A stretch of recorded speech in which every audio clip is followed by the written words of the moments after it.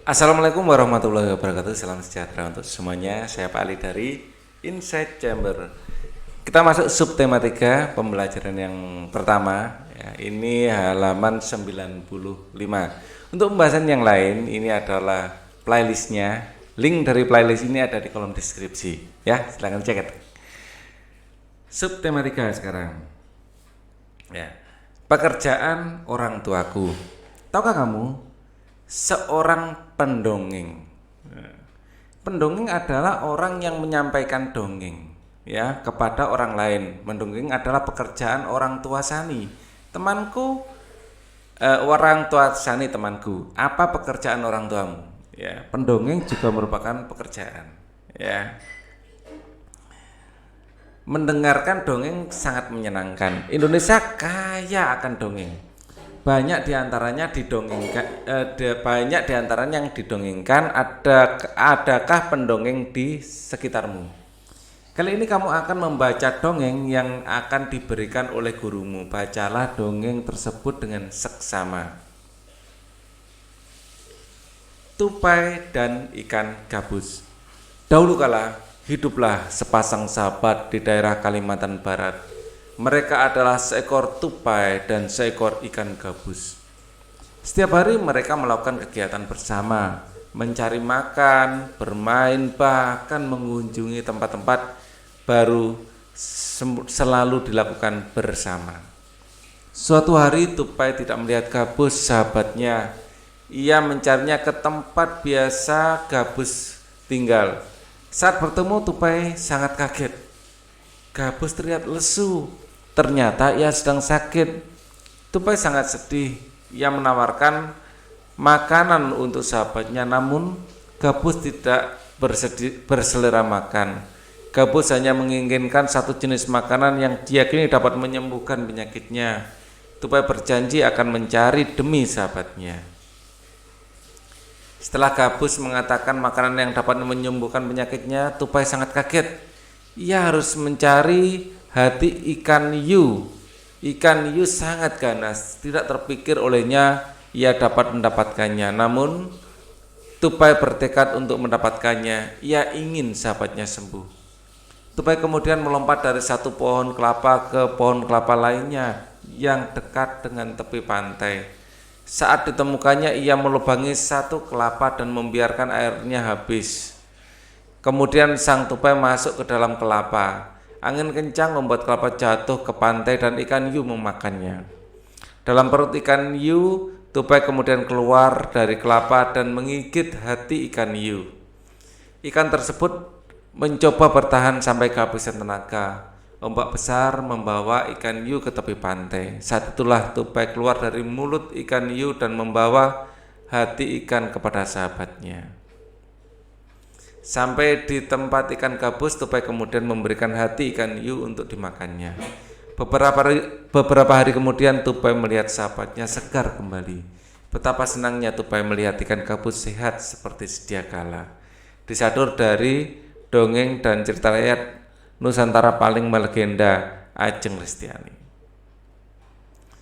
Berdasarkan cerita tersebut, ditemukan unsur-unsur cerita yang ada dan berdasarkan cerita tersebut, temukan unsur cerita yang ada dan tuliskan pada kolom berikut. Judulnya adalah Tupai dan Ikan Gabus. Tupai dan ikan gabus. Tokohnya di situ ada tokoh tupai dan ikan gabus.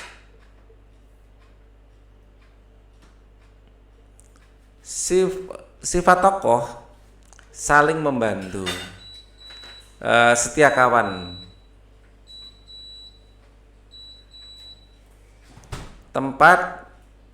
Tempatnya dahulu kala hiduplah sepasang sahabat di daerah Kalimantan. Mereka daerah Kalimantan, ya, daerah Kalimantan Barat. Daerah Kalimantan Barat.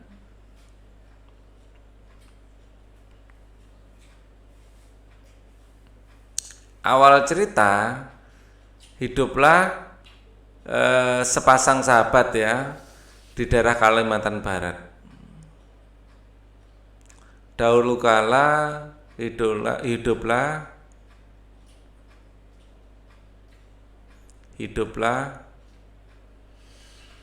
sepasang sahabat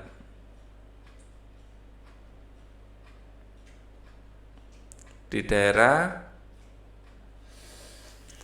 Kalimantan Barat.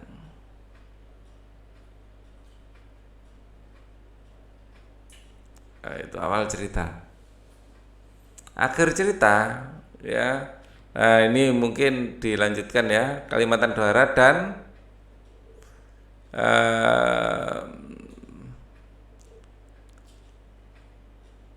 ini tupai dan ikan gabus.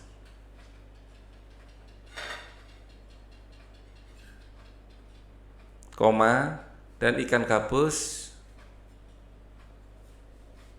sakit ya, dan obatnya adalah hati ikan hiu.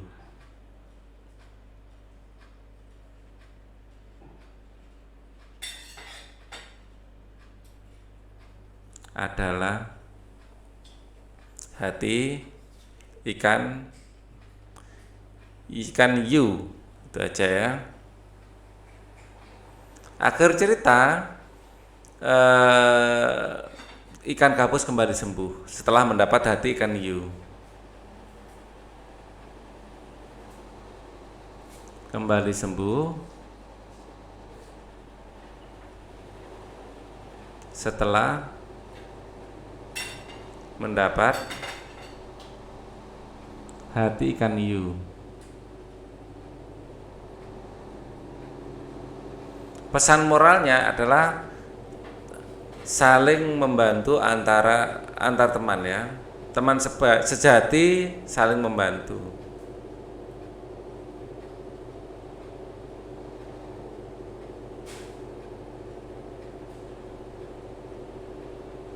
Oke. Bagaimana pendapatmu tentang cerita tersebut? Ya, cerita tersebut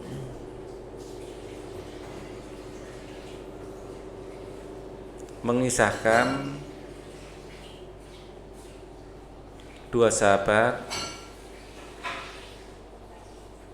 yang selalu berbagi dalam suka dan duka.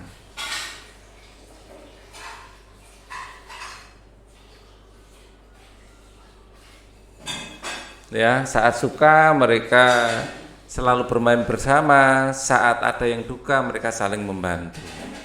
Hal baik apa yang bisa kamu pelajari dari cerita tersebut? Kita juga harus saling membantu, harus saling membantu ya, sesama teman.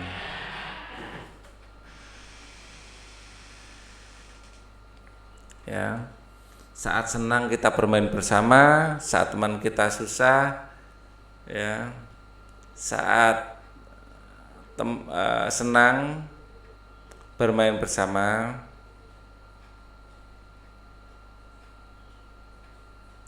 ya, saat susah saling membantu.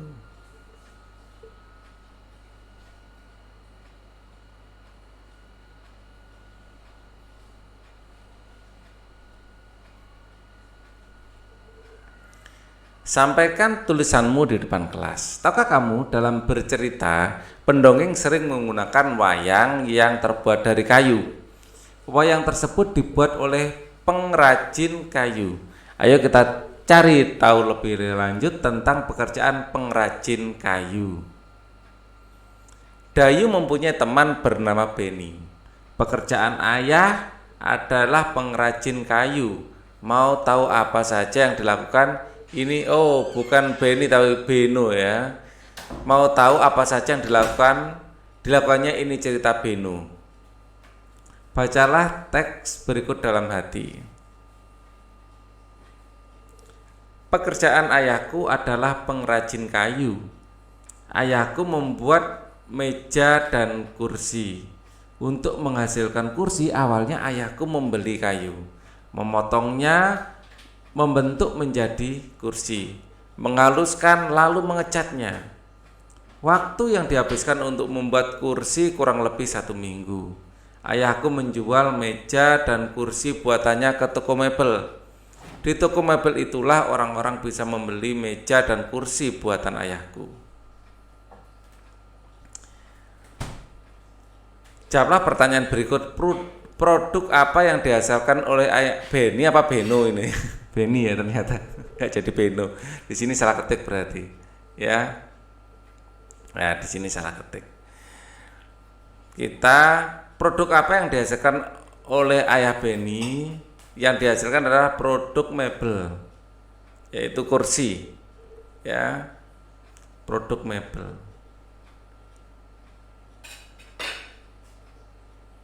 Produk mebel itu ada meja, kursi, dan lain-lain, ya. Membuat meja dan kursi, ya, yaitu meja dan kursi. Oke. Apakah pekerjaan ayah Beni termasuk menghasilkan barang atau jasa? Menghasilkan barang. Barang. Ya, alasannya meja dan kursi adalah sebuah barang. Dan kursi adalah barang. Ya, kalau mengajar seperti guru, nah itu jasa, nggak ada wujudnya.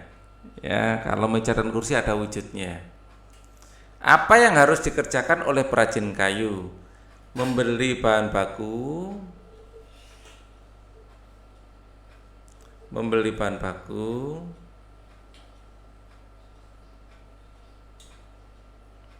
setelah mendapat bahan baku lalu mengolahnya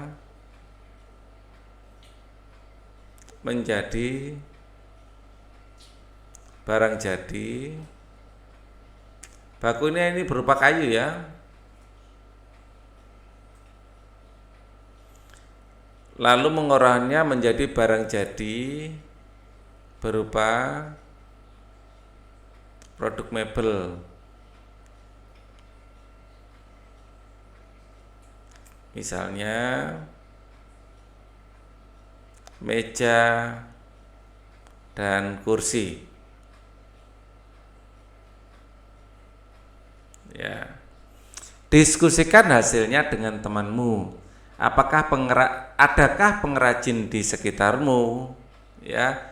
Tulis tentang pengrajin tersebut dengan membuat produk yang dihasilkan, sumber daya alam yang dipakai, jenis pekerjaan yang dilibatkan, dan manfaat terhadap masyarakat sekitar. Ya, di desanya Pak Ali ada pengrajin pengrajin patung Garuda dari kayu juga. Ya, pengrajin di desa Pak Ali di daerah Kediri, ya. Ada ya. Adakah pengrajin di sekitar ada? Ya, di desa Pak Ali itu ada pengrajin, yaitu pengrajin patung Garuda. Pengrajin patung Garuda Pancasila. Ya, terbuat dari kayu yang terbuat dari kayu. Biasanya memakai kayu randu. Kayu randu ini dipilih karena kayunya tidak terlalu keras, mudah dibentuk. Jadi dibentuknya mudah, ya. Nah, produk yang dihasilkan adalah patung Garuda Pancasila ini, ya. Kemudian sumber daya alam yang dipakai kayu randu, ya. Jenis pekerjaan yang dilibatkan yaitu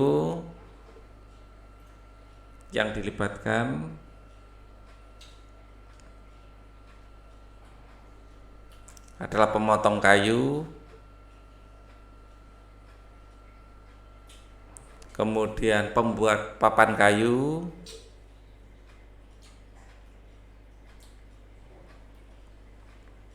ya, kayu dibuat papan kayu itu dengan cara digergaji.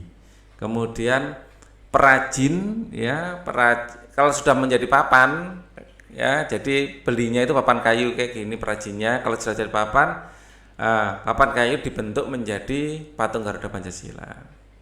Perajin patung Garuda Pancasila.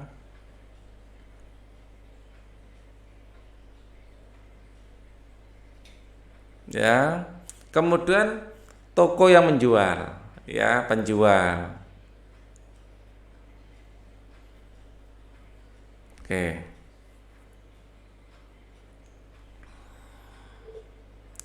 Sumber daya alam yang digunakan oleh ayahku adalah kayu. Dari manakah kayu berasal? Kayu berasal dari, bisa dari hutan atau dari perkebunan yang ditanam, ya, hutan atau kebun. Apakah kayu tersebut dapat diperbarui? Dapat. Kayu dapat ditanam ulang. Berikut ini adalah proses pengolahan kayu menjadi meja dan kursi. Ya, di sini dari pohon-pohon di hutan kemudian ditebang. Setelah ditebang diangkut ke kota. Ya, kayu tersebut akan dijadikan papan-papan kayu dulu, balok-balok kayu. Kemudian balok kayu dibentuk sesuai dengan fungsinya, ya, misalnya kayu, meja, kursi, lemari, ya, yang akan dijual di toko mebel. Terus kemudian ada pembeli yang membelinya. Jelaskan proses yang terjadi sehingga meja, kursi bisa sampai ke rumahmu. Pertama, kayu di hutan ditebang, ya. Pertama, menebang kayu di hutan. Kayu di hutan atau kayu ditebang dari hutan, gitu juga boleh kalimatnya, ya. Yang kedua, kayu diangkut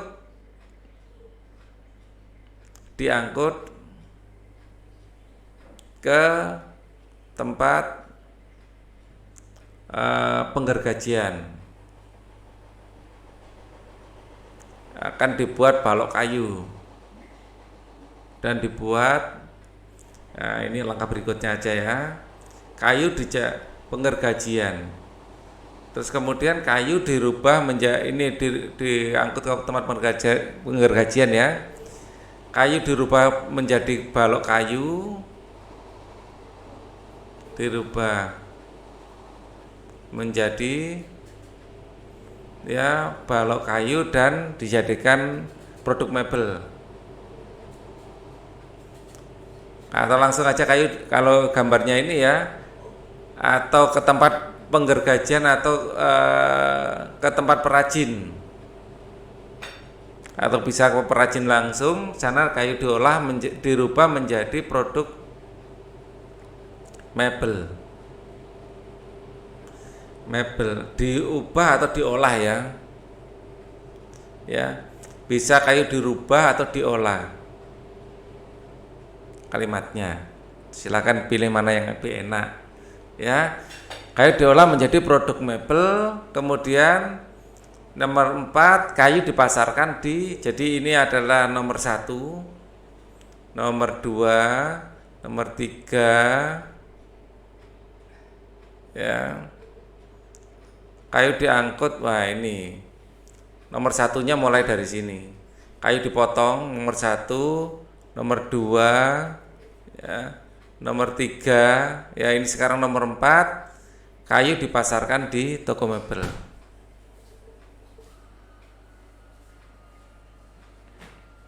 Kok kayu? Mebel dipasarkan produk mebel dipasarkan di toko mebel.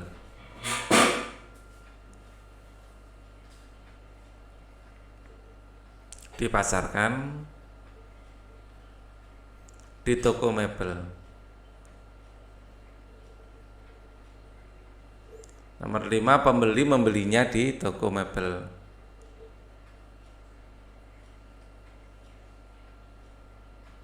Di toko mebel. Toko mebel itu bisa menjual kursi, ya, meja, lemari, ya, seperti itu. Profesi apa saja yang terlibat pada agar meja dan kursi sampai di rumahmu? Ya, di sini ada profesi penebang kayu, ya, pengangkut, termasuk ada sopir, ada kuli pengangkut kayu, ya, sopir, kuli pengangkat kayu. Ya. Nah, ini kok tercoret-coret.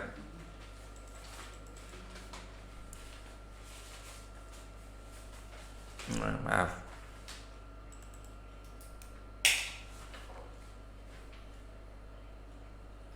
Nah, harus hati-hati. Kayu. Terus kemudian ada di situ perajin, ya, penjual, toko, pemilik toko mebel, atau penjual produk mebel. Ya, paling tidak ada penebang kayu, sopir, ya, untuk mengangkut, kuli pengangkut kayu, perajin kayu, ya, penjual, ya, produk mebel, ya. Terus di situ juga ada kuli untuk atau pembantu karya wiraniaga, ya, untuk membantu mengangkutnya ke rumah. Ya.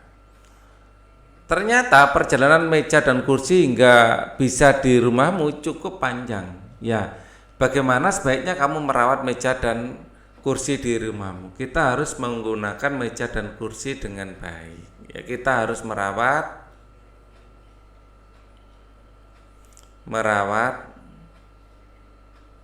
dan menggunakan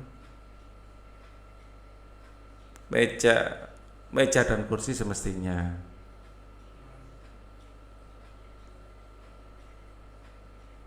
Sebagaimana mestinya.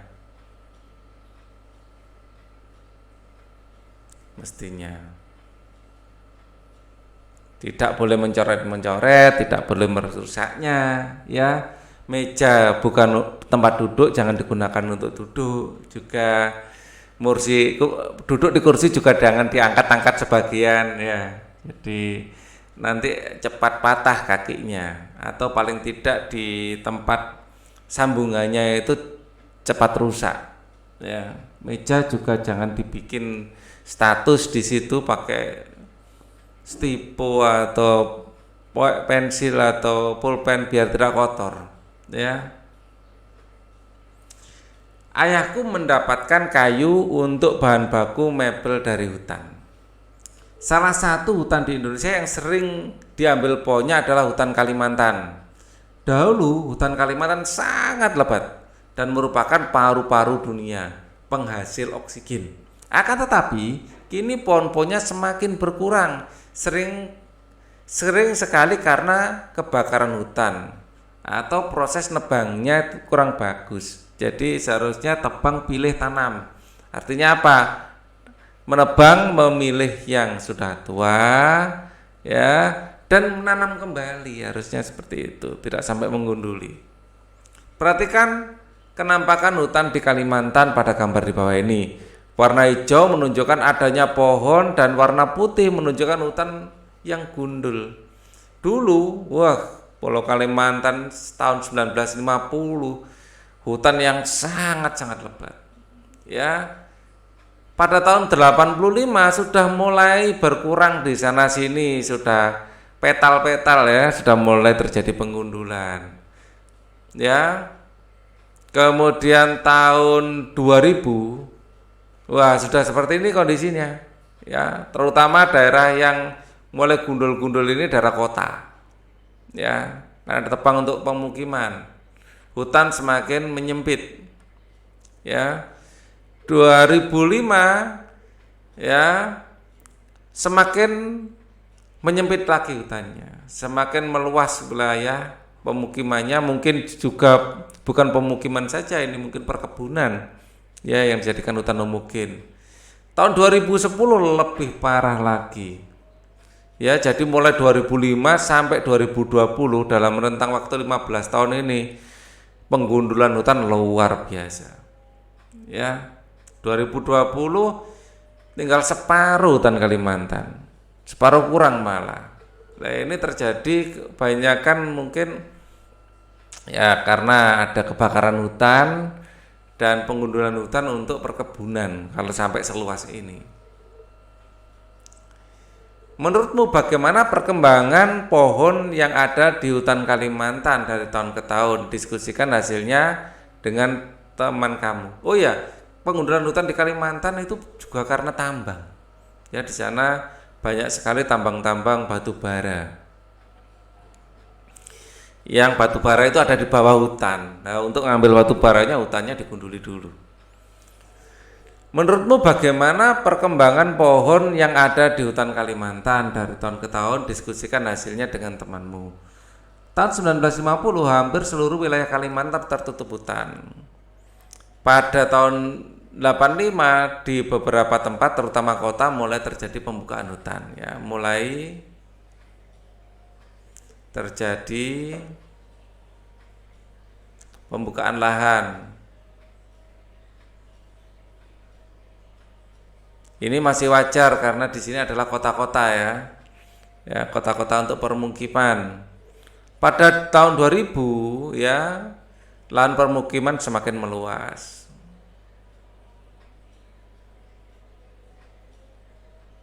Semakin meluas.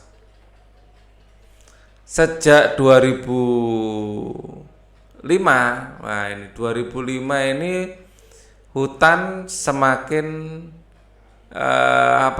2005 terjadi perluasan lahan tapi masih wajar ya, terjadi perluasan lahan pemukiman tapi masih wajar dari 2000 ke 2005 ya, praktis tidak banyak penambahan ya. Pembukaan lahan masih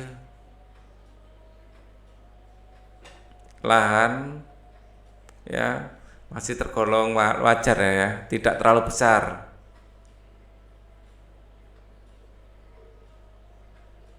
Tapi begitu 2010 ya 5 tahun kemudian bisa dilihat. Jadi rentang 2005 2010 ini pembukaan lahan semakin besar ya, hutan semakin rusak.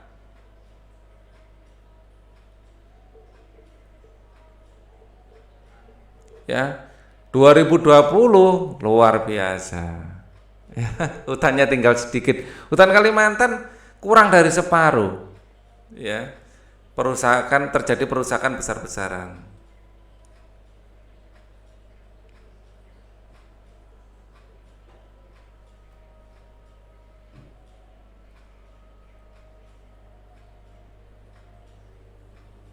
Oke. Bandingkan kenampakan hutan 1950 sampai 2020.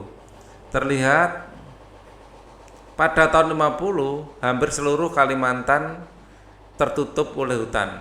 Ya, pada tahun 1950 ya, hampir seluruh permukaan Kalimantan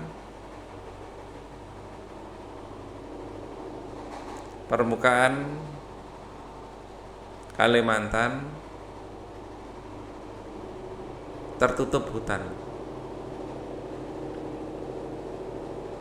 Mungkin hanya beberapa kecil gitu aja ya. Kalau di sini hijaunya solid banget ya, hampir nggak ada tempat pemukiman yang dibuka, mungkin daerah sini aja ya. Nah, pada 2010 ya, 2010 itu di sini ya, hutan Kalimantan tinggal separuh ya.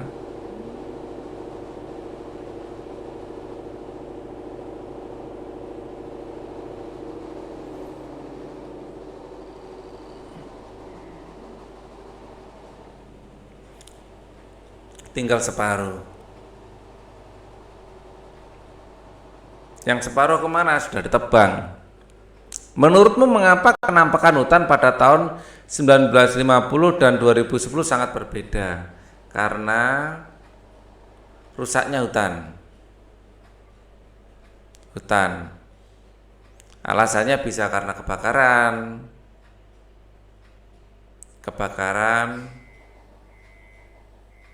penebangan hutan,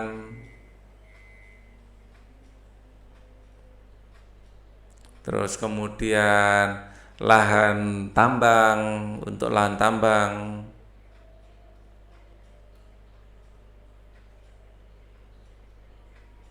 ya, dan untuk perkebunan.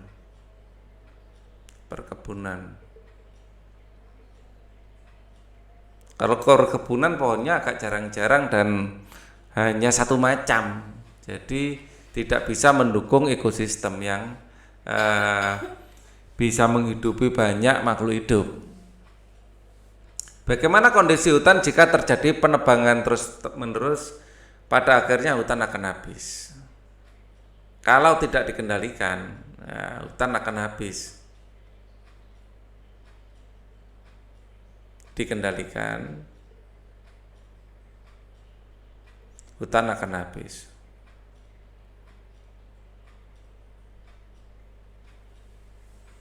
Apa yang akan terjadi jika pohon hutan semakin berkurang? Ekosistem hutan hujan tropis akan rusak.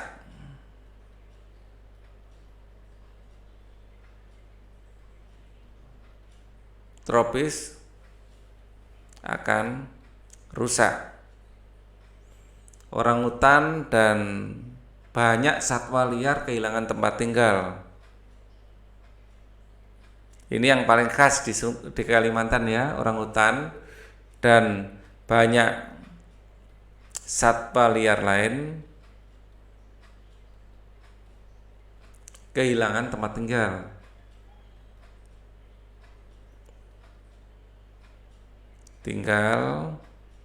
Dan tempat mencari makan.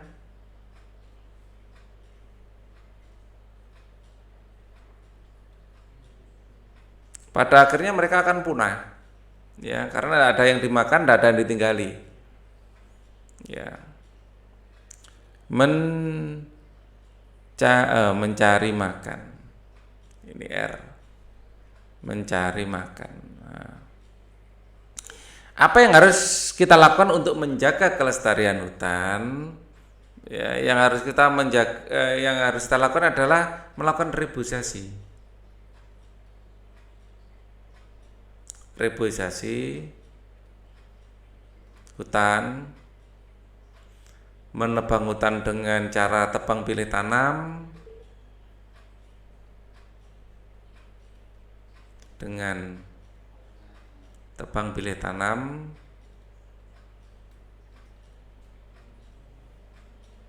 bukan berarti nggak boleh nebang pohon sama sekali ya, tapi harus memperhatikan kelestarian alam, ya. Kemudian bekas tambang harus kembali ditanami kembali. Bekas tambang harus dihijaukan lagi atau ditanami lagi, ya. Sikap apa yang sebaiknya dimiliki oleh perajin kayu agar kelestarian hutan tetap terjaga? Sikap yang harus dimiliki adalah kepedulian terhadap ekosistem, kepedulian terhadap keseimbangan ekosistem.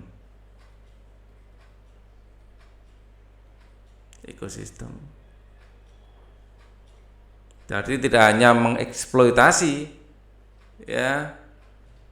Sikap yang perajin ya, bukan menebang ini. Kalau perajin, sikap apa yang sebaiknya dimiliki oleh perajin kayu agar kelestarian hutan tetap terjaga? Ini sih bukan perajin kayunya sebenarnya ya. Untuk kelestarian hutan tetap terjaga ini lebih pada penebangnya. Ya, kalau perajin kayu yang penting dia kan beli kayu ya. Ini kurang pas ini. bukan perajin kayunya. Ya, lebih pada penebang kayu. Ya, dan pemilik tambang, ya perkebunan itu. Ya, yang harus agar kelestarian hutan terjaga, kepedulian terhadap keseimbangan ekosistem. Ya. Kemudian mungkin kalau perajin kayu ini lebih pada ini ya, penebang hutan ya, penebang hutan. Ya, bisa penebangnya atau pemilik bisnis di sana. Kalau untuk perajin menggunakan kayu dengan, untuk perajinnya mungkin ya, menggunakan kayu dengan seefisien mungkin. Ya.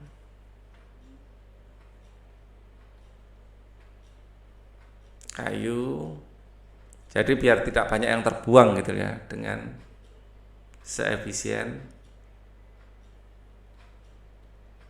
mungkin.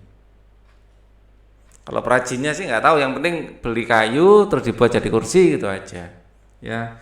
Pertanyaan nomor 4 ini kurang tepat kalau dialamatkan pada perajin kayu, seharusnya pada penebangnya. Keberadaan hutan sangat berpengaruh pada pekerjaan seorang tukang kayu. Untuk itu hutan perlu dijaga kelestariannya. Ya. Jadi perlu menjaga kelestarian hutan.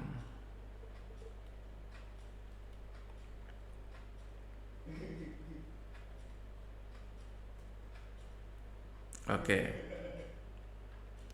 Menurut kamu, bagaimana kenampakan hutan di Kalimantan pada tahun 2030? Jelaskan pendapatmu. Kalau tidak ada kesadaran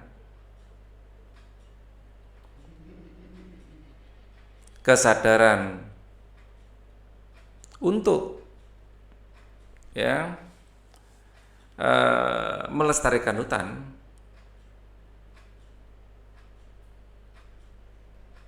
ya pada tahun tersebut hutan akan habis. 2030 hutan akan habis. Ya. Warna peta di bawah ini dengan warna hijau untuk menunjukkan masih adanya pohon di hutan. Nah, ini adalah peta ya yang akan kita warnai hijau yang masih menunjukkan adanya. Ya, kita harap ya sebagian besar hutan akan tetap hijau. Ya, mungkin ada daerah-daerah tertentu yang mungkin tidak menghijau, tapi sebagian besar harusnya hijau. Ya, yang tidak terlalu menghijau itu adalah daerah kota, ya, dan tidak bisa dihindari, kita ya harus memiliki tempat tinggal juga. Ya, tapi tempat tinggal tersebut ya jangan sampai terlalu banyak ini ya. Mungkin ada daerah-daerah tertentu yang enggak begitu hijau ya. Harapannya semakin luas yang hijau ini. Ya. Ya, daerah-daerah tertentu dibiarkan berwarna putih ya sebagai tempat tinggal, tapi sebagian besar harusnya hijau. Ya. Apa yang harus dilakukan untuk menghindari kerusakan hutan? Ya, untuk menghindari kerusakan hutan, ya yang harus dilakukan adalah mereboisasi hutan gundul. Hutan gundul, ya, memperhatikan dampak lingkungan saat penebangan hutan, ya. Jadi setelah penebangan harus ya, penebangan memilih tanaman yang besar.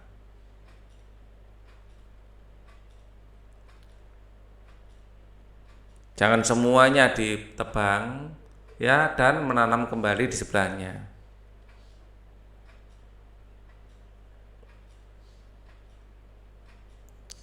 Di sebelahnya. Ya. Kemudian saat menebang harus tetap mempertimbangkan ya, kelestarian ekosistem. Saat menebang harus tetap mempertimbangkan ya kelestarian ekosistem.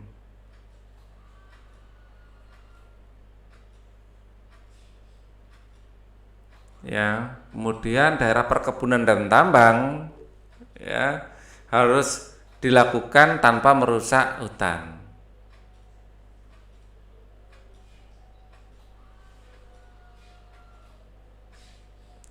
Ya, dilakukan tanpa ya merusak hutan. Oke, bandingkan hasilmu dengan hasil temanmu. Ini poin-poinnya ya.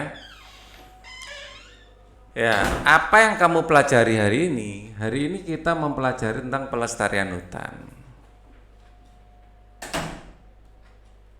Kita juga mempelajari tentang profesi pembuat mebel.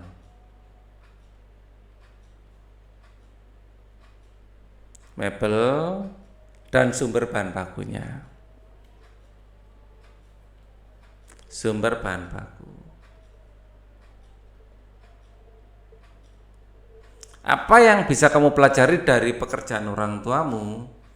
Apapun pekerjaannya,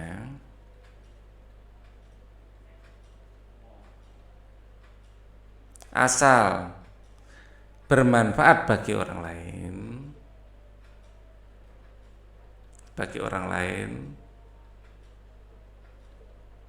dan tidak mengganggu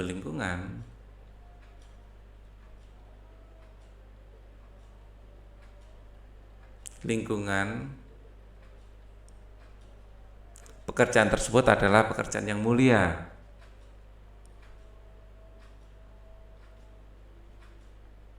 Adalah pekerjaan yang mulia.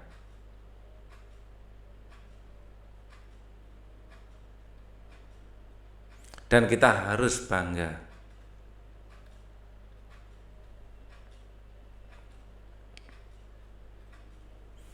Kerjasama dengan orang tua, apa yang dihasilkan dari pekerjaan orang tuamu? Ya, tanya ayah, tanya bunda. Ya, pekerjaan itu yang dihasilkan apa? Mungkin ayah kalian guru, berarti jasa. Mungkin polisi, itu juga jasa keamanan. Mungkin nelayan, berarti menghasilkan barang berupa ikan, bisa cumi-cumi, ya. Sumber daya alam apa yang sering dipakai? Bisa sumber daya alam di daratan, bisa di lautan, ya. Nilai baik apa yang bisa kamu pelajari dari pekerjaan orang tuamu? Ya, mungkin dedikasinya terhadap pekerjaan, ya, seperti dicontohkan oleh Bu Dokter, ya. Terus mungkin ayahnya Benny, ya, kerajinan dalam membuat mebel dan lain-lain, ya. Diskusikan hal tersebut dengan orang tuamu, ya. Sampaikan hasil diskusimu kepada guru dan temanmu. Kita akan ketemu lagi di pembelajaran 2 di video selanjutnya. Untuk video ini cukup dulu. Thank you for watching. Wassalamualaikum warahmatullahi wabarakatuh.